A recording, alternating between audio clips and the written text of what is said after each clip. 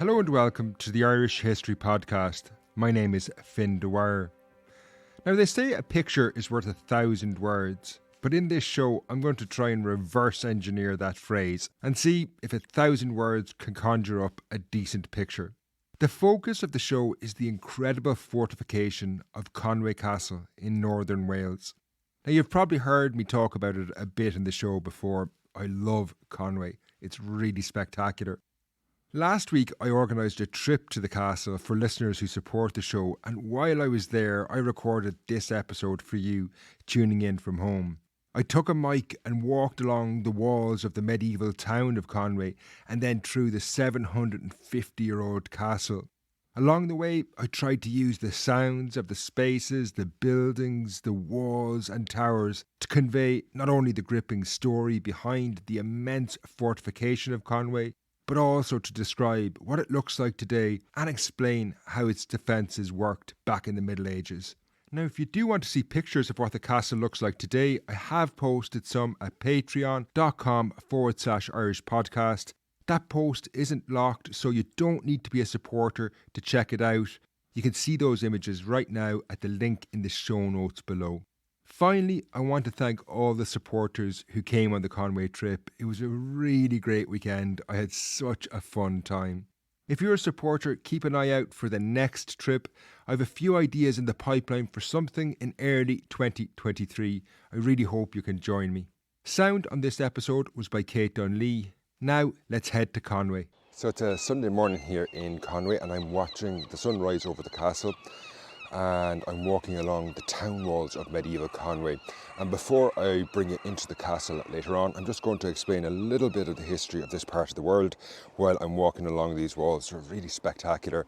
The wider landscape is important in terms of the story of Conwy, so I'm just going to explain that. So to my southeast, the mountains of Snowdonia rise pretty sharply in front of the town walls. Then to the north, the town hugs the line of the Conwy River estuary. The castle is built right up against that estuary. And then the town walls form a pretty sub-rectangular shape behind that. So I'm walking along the walls. They're incredibly well preserved. I'm coming up to what was one of the main gatehouses here of Conwy, and that's two big medieval towers, almost like something you'd read about in a book or see in a film. So you have two big towers and then a little gateway that went between them, obviously. And as I say, I'm walking along the walls, and what I'm going to do is, before I bring you into the castle, I'm going to explain a little bit about the history, about why what is often regarded as one of the most impressive castles in Western Europe is built here at Conwy. So we have to go back to the 13th century and the history of Conwy in this region at that time. So the Normans had conquered England in 1066, and then pretty rapidly they took most of England and they started to encroach into southern Wales. And obviously part of that story is interlinked with Irish history, because obviously Strongbow was a Norman lord who lived in the south of Wales. He led the invasion of Ireland in the 1170s. But in terms of Conwy, this part of Wales, which is along the north coast, wasn't conquered by the Normans. So actually by the 1250s, you have the re-emergence of quite a powerful kingdom up here called Gwynedd. And that was ruled by a guy called Llewellyn the Great. Now, the expansion of a big, powerful Welsh kingdom was not what the Norman kings of England wanted. So Henry III drove the Welsh back up much closer to around this part of where we are now in Conwy. That's the northwest of Wales. And then over successive generations, you've, I suppose, back and forth. But by the later part of the 13th century, I'm talking about the 1280s, a new king of this part of Wales, Gwynedd, emerged. His name was Llewellyn ap Griffith. And Llewellyn, I suppose, followed in the footsteps of his grandfather, who is Llewellyn the Great, and started to expand the power of this Welsh kingdom. They pushed up towards the English border. This alarmed the King of England at the time, and that was Edward I. That's the guy many of you will be familiar with because he's the king who features in the movie Braveheart. And he became increasingly alarmed that a new powerful threat was emerging in the north of Wales. You have attempts to, I suppose, reconcile the two's position, whether Llewellyn, this emerging king in the north of Wales, would submit to Edward. But eventually in the 1280s, a major war breaks out. This does not go well for Llewellyn. Llewellyn himself is actually killed in battle. Then his brother David is captured at the foot of Snowdonia. He's hung, drawn and quartered, and Edward has more or less extinguished this Welsh royal line. But now he's determined that this will not happen again, that you won't have a resurgence of an independent Welsh kingdom. So what he does is he builds a network of these enormous castles all around the northwest coast of Wales, which had been the power base of Llewellyn and his father and grandfather. So they're determined this is not going to happen again. So that's why Conwy is built here. And the efforts they go to build this castle are extraordinary. So if you've come here, you would see that it's often, where possible, they've built either the town walls, and I'll talk about it more with the castle, built directly onto bedrock. That means that no one can undermine it. They have the town walls is like a real stereotypical medieval town wall. There's not that many of them remaining in Ireland, but, where you have a tower, and then you have a tower about every 100 metres. The wall itself, I'm just leaning out over it here, the wall itself is about, I'm guessing, 10 metres tall off the ground. It's a very impressive fortification. And it runs all around the town. And the idea was that you'd have the town wall to fortify a settlement, and then, as we're going to hear later, you would have Conwy Castle as this almost impregnable royal fortress, that if the king came up to Wales, he would have Conwy Castle to go to. I'm going to talk about the defences of that in a while. This would become a symbol, though, Conwy town and the castle, of Welsh kind of subordination to the kings of England. The castle itself is this, it's often talked about that it's not just a defensive fortification, but it's very much symbolic that the King Edward and his successors had this castle, this enormous fortification, as a constant reminder to the Welsh of who's in control. And when you come here, you can see that, like if you walk the walls, if you look at the castle, it's absolutely impressive. I suppose impressive might not be the word, or certainly was not the word that medieval Welsh people probably thought when they looked at it.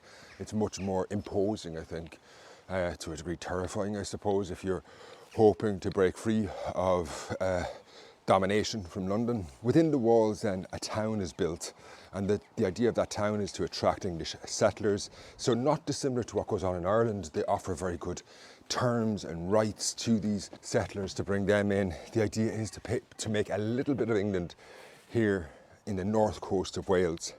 Now the town strategically is crucially located on the coast. The idea there is that if it ever comes under attack and is besieged, that it can always be replenished from the sea, and that does become important on a couple of occasions. It doesn't actually see that much conflict, I suppose, given that it was born out of a war. There is sieges, there are wars, but not as much maybe perhaps as Edward I would have anticipated. Now, as I say, I'm walking along the town walls here. I'm walking up a pretty steep incline. It's amazing when you actually come here, there's houses right up against the walls. So I'd say, well, it's a very picturesque place. You have the problem that some randomer like me could be recording a podcast early on a Sunday morning, walking by your bedroom. But anyway, we'll keep going. What I'm doing is I'm going to go back up to the gatehouse I mentioned earlier. That'll allow me to get down off the town walls. Then I'm going to go get my breakfast, and hopefully then I'll be able to bring you into the castle and show you around that, and hopefully it's carrying through this audio. Okay, I'll catch up with you later. So it's a few hours later, it's just after 9:30 when the castle opened, and now I'm going to bring you inside what's an incredible fortress. As I explained earlier, it was built in the 1280s, and I'm going to explain the layout of the fortress when we get inside, but just as I make my way up, I'm going to explain where it was built. So Conwy Castle is built on kind of a rocky escarpment that overlooks what became the town of Conwy. The idea of building it on rocks or a rocky escarpment was that it couldn't be tunnelled underneath in the event of a siege, so the rocky outcrop was perfect location for that. Now today, when you're going into the castle, I'm walking up a kind of a zigzag path that works its way up that kind of the side of that rocky outcrop. But if you had come here in the Middle Ages, they had built this completely with defence in mind. So the way you actually access the castle was through this stone ramp that goes up about, I'm guessing, just looking at the buildings around it, it's about 2 stories high. And this stone ramp then led to an entrance 2 stories up off the ground, but it falls short of it, if you can imagine that. So the ramp goes up towards this entrance that's 2 stories off the ground, but as I say, falls short of it. That meant that you need to lower a drawbridge from the castle to the ramp for people to come in. Then inside that drawbridge, there was another drawbridge that you had to cross. The whole idea, obviously, is to try to protect the castle in the event of an attack. Now from there, I've just come through what would have been that entrance. You might feel it's pretty windy here. I don't know if that, I'm sure it carries in the audio, but where that has brought me is inside what's called the barbican of the castle. Barbican is basically a outer defence that protects the gate. So when anyone approached Conwy through that really impressive entrance that I talked about, you came up and found yourself in a courtyard of a kind. It's pretty small, and then in that courtyard you have to take a sharp 90-degree turn to come into the castle. The whole idea there is to impede movement so someone can't charge at the castle. So I'm just outside the main entrance, and it's overlooking now the town of Conwy. Even before we climb the castle walls and the towers, you have this commanding presence of the town. As I say, it's built up on that rocky outcrop. Now next, I'm going to walk in through the main gate. The main gate of Conwy is actually smaller than you might imagine for a castle of this size. Again, that's with defence in mind. Inside the main gate, you can see what was the fixtures and fittings of all the defences inside the castle. One was a portcullis, a steel grid that would drop down from above. Obviously the grid itself is gone. You can see the last fixtures of where the gate would have stood as well. So it would have been a pretty impressive set of defences just to get through the gate. So now I've come in to the courtyard though. I've walked through that gate. And just to explain the layout of the castle, if you can imagine a kind of a figure of 8, and there's 8 towers along that figure of 8, and I'll explain more about that, but there's an internal wall that separates the front and the back of the castle. I'll explain more about the functions of that. But maybe what I'm going to do is climb up one of the towers to the towers that overlook and protect the gate, because they really give a sense of the protections offered to the defenders of the castle. Now earlier I mentioned the context. I'm just about to walk up that spiral staircase through one of those towers, but earlier I mentioned the whole idea that this was built in the context of an English invasion of Wales. So a huge amount of Conwy Castle, or the reasons behind it, is to create this domineering presence over, not only over Conwy town itself, but over the surrounding region. And that's really affected by these 8 towers. They're absolutely enormous. Now I've climbed to the top of what is one of the towers that overlooks the gate, and now I am like the equivalent of, I'm guessing, 6 floors above that barbican that I talked about earlier, that courtyard outside the gatehouse. And if someone ends up getting into that, they have an incredible challenge ahead of them with these towers. There's 2 towers overlooking this. You know, a great military advantage for any potential defender. I'm sure you can hear that I'm pretty out of breath having climbed up there. These towers also would have functioned though as domestic residences, and as I make my way through the castle, I'm going to talk a little bit more about them. They've done up some of them and put in some of the wooden floors, so you do get a better sense of what they might have looked like. I'm heading back down now into the castle and out now onto a wall walk. And a wall walk, as you can imagine, it is a walkway along the top of a wall. It's probably going to get quite windy up here again. This is, as I mentioned earlier, built along the coast, intentionally built along the coast, so it can always be supplied by sea. Now I'm making my way back down through another staircase. I will say Conwy is unusual compared to Irish castles in that it's kind of labyrinthine. Yesterday when we all came here together, everyone who's on the group with me came to Conwy. We actually got lost at various different points, making our way around the castle because it's full of these kind of passageways and steps leading here and there. So, but anyway, I'm making my way back down to the ground floor, and I have now arrived back in the main courtyard again, where I started inside the gate. And a room I want to bring you to next is the Great Hall of Conwy Castle. In some ways, it's the most impressive room that survives. So Conwy was built by Edward I, I've mentioned that. The idea behind the castle is that it was a royal castle. It wasn't in the hands of any one family.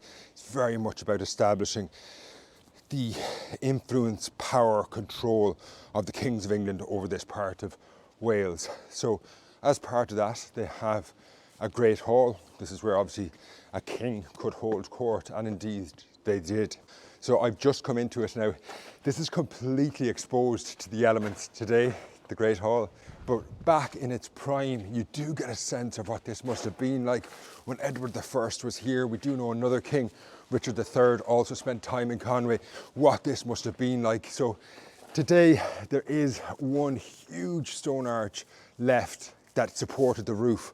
But you can see the spring, the arch springs in the wall that would have supported 1, 2, 3, 4, 5, 6, 7, 8 huge arches, would have created this real sense of prestige, wealth, just to build a room like this. Again, it's that idea. You can imagine if some Welsh family, a clan member or whatever is brought in here, the sense of power alone of being in this room, the scale of it, it's that idea, it's built to impress.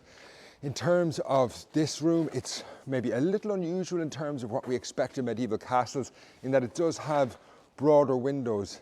A lot of medieval castles, when they're built obviously with defence in mind, so all the windows are those narrow little arrow loops you might be familiar with, whereas here they were able to insert quite broad windows into the castle walls. That's because the Great Hall is built on what is the southern side of Conwy Castle, and there's a sheer drop below that, so they didn't have to worry about anyone attempting to climb in the walls here. On the other side, so we're still in what is the castle I mentioned earlier is divided in two, and we're still in, I suppose, the upper courtyard. So in a way, there's the barbican outside the gate, then we've come into this upper courtyard, and then later on I'm going to talk about what I'm going to call the lower courtyard. I don't know if it's actually called that.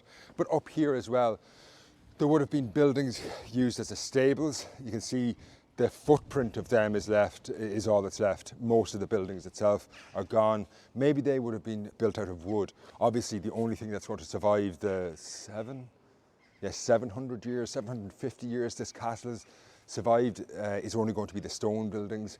The wooden structures would obviously have long disintegrated, and they're completely gone. Now, I've mentioned a couple of times, the castle is divided in two by this wall that separates what it is I've called the upper courtyard from the lower courtyard. So now I'm starting to make my way towards that lower courtyard, the part that's separated off. The main gate is behind me. I'm walking down, and the way, because defence is everything that they're concerned with here, they have made this really intricate defence that divides the upper courtyard from the lower courtyard. So as I make my way down, there's another moat inside the castle. Then you make your way around a well, and now I'm looking over into this well below me. It looks like, as I said yesterday on the tour, a kind of a pit of despair. But while that's a well inside the castle, guaranteeing that in the event of a siege, the defenders would always have water, it's used as a defensive feature. I'm going to try and take a photograph from one of the towers above of this, and I'll post a PDF with this on Patreon, and hopefully you'll be able to see it there. But I'm making my way around the well, then you kind of have to move beside a wall and through another gate. And now you're moving into the lower courtyard, again through a narrow arch. It's almost surprisingly narrow how small some of the passageways and gateways in the castle are. Obviously, the narrower the gate, the easier it is to defend. And in this separate section of the castle, I'm in what I've called the lower courtyard. This is actually what was the royal apartments. So I mentioned it's built as a royal castle. And the idea then is if you've a royal castle, you have to have royal apartments. There's still a lot of the structures of those apartments left surviving. Just one building I'm going to go look at is one of the towers back here. You might be able to hear a train line. There's a train line very close to the castle. I think you might be able to hear that in the background there. But this, I'm moving into what was the bakehouse tower.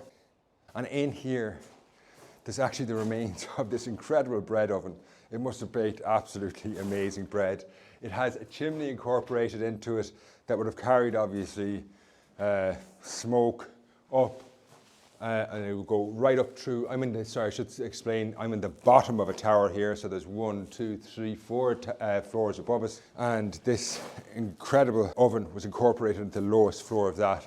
And it's a small little feature, but it gets across all the planning that was involved in this, because obviously they had to incorporate this at the very earliest stages of the castle. Now, I'm going to go up a floor again. I'm still at that part of the castle that was the royal apartments. This is a little different. We were in the upper courtyard there that had the Great Hall. Obviously, that's where the king would have maybe entertained people. Back here in the upper courtyard, this is more, as I say, the royal apartments. And I think you probably have more private life back here. It's also, in terms of defence, they can control who comes back here in terms of meeting the king. I'm up on the wall walk again of this section of the castle, looking down into what was actually a king's apartment. That again has one of those splendid arches, really impressive room, these huge windows to let in plenty of light, 2 fireplaces, real prestige room in these royal apartments. And I'm making my way now back to the very end of, or the far side of Conwy Castle. And at the back is a private chapel, again for the royal family. We're just going to take a little look in there because they have renovated some of these rooms back here, and hopefully even through the sound you might actually get a warmer sound than some of the sounds you've heard of that kind of echoing off a bare stone wall. So let's see if that works. I'm going to go into this room here. I'm about to step into a room in a tower here in Conwy, but this has been restored, so there's a wooden floor. So I'm like 3-4 floors up. There's a nice fireplace, they put some wood, you can imagine the fire burning here. The sound hopefully is different. You get a sense being in here of people who lived in these castles. They're not the dour stone buildings we often see. They could potentially have been very comfortable buildings for the people who could afford them.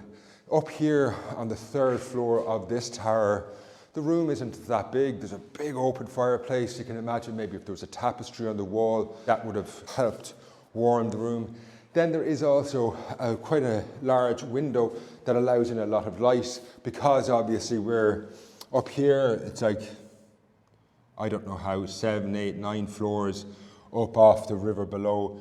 There's no fear that attackers are going to come this way, and if they can get in this way, you probably have a lot of other problems. But what I'm going to do is climb to the very, very top of the castle. So as I said, there's 8 towers at Conwy. The back 4 towers have these turrets that reach right up into the sky. So I'm going to climb up there. It'll probably be really windy, but I think it's worth just explaining to you. And maybe through that wind, you might be even able to appreciate just how high up. So yesterday when we did the tour, we all came up here and we were kind of speculating as to why exactly they built these turrets that stretch above the rest of the castle. And again, you have to think it has something to do with the prestige involved in the castle itself. It's built to impress, so you want these turrets to reach up towards the sky as much as possible. I just passed a little stone there that says 2007. It's not actually graffiti. It was put in during restoration works. There was huge restoration works carried out here at Conwy. So I'm about to step out now in this turret at the very top, give you a sense maybe through the wind. So this has these absolutely commanding views, not only over the castle, not only over the town, but right into Snowdonia, which obviously would have been a symbol of Welsh power when Conwy Castle was built. So while I can look into Snowdonia, no doubt these towers can be seen from there too. It's windy up here, but this is only early October. I cannot imagine what this is like in the middle of winter, where you have those winds whipping in from the mountains and the Irish Sea, which is just very close to here. You're so exposed up here. Again, where am I now? Like, this is like the equivalent of a medieval skyscraper. I have to say, I don't have a great head for heights, so I'm not going to spend too much time up here. Suffice to say, you really get an appreciation for the symbolism involved in building this castle. And the reason I keep coming back to that symbolism is because of the amount of money they actually spent on this. So Edward I starts building Conwy and a network of other castles around the northwest coast of Wales. This whole idea is to end the revolts that I talked about at the start of the show forever. Like, the idea is that they're going to control it. But at Conwy, they spent £15,000. Now, the equivalent of £15,000, coming up with a modern equivalent is very difficult. Some people say it's £45 million, but that doesn't fully explain the value of what £15,000 was at the time when this was built. Maybe a better comparison might be the fact that in the 1290s, that was when Ireland's exchequer, when the Royal Exchequer took the most out of Ireland. And in 1 year, the best year ever, they only took slightly over £9,000. So the entire tax take from Ireland, nearly 2 years of that was spent building Conwy. So if you're going to invest in it, you think it's going to have this huge purpose. But truth be told, even though it's a royal castle, not that many kings spend time here. Edward I, who built it, is here twice.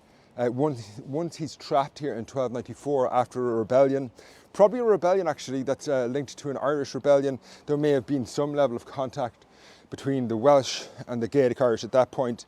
That's a story for another day. But what I'm getting at here is that Edward doesn't spend very much time here. And part of the reason then, if he's not going to be here, but if you build this really impressive castle, it's kind of your replacement in a way. The king doesn't have to be here because this castle is here to an extent, but also it can be, the way it's been built, it can be refortified at any point in the event of a new outbreak of a rebellion. Now, Conwy does fall on one occasion in its long history. It's generally considered to be impregnable. It does fall during a Welsh revolt in the 15th century, although it's thought that it fell through subterfuge. So it's not through a direct assault, but like someone managed to convince a guard maybe to leave a door open, that kind of thing. Now that probably underplays what happened, but you get the idea. It's very much the idea that this castle could be stormed militarily. It's nearly impossible. You walk around here today and you just wonder where someone would even begin on that front. Even as I'm standing here now, I'm up on one of the wall walks, and you really get an appreciation. So on two sides it's surrounded by water, on the other two sides it's a walled town where I began the show. So obviously to take the castle, someone would have to take the town first, break through the defences there. Now, I did mention that in 1294 there was a siege that went on for a while, but that siege, while it was successful in taking parts of the town, didn't take the castle. So I hope this has translated somewhat into an audio tour of Conwy Castle. It's a fantastic place, and I'm going to leave it there. Next week, I'll be back with an episode on the hunt for Nazi spies in Ireland in the Second World War. Until then, Slán.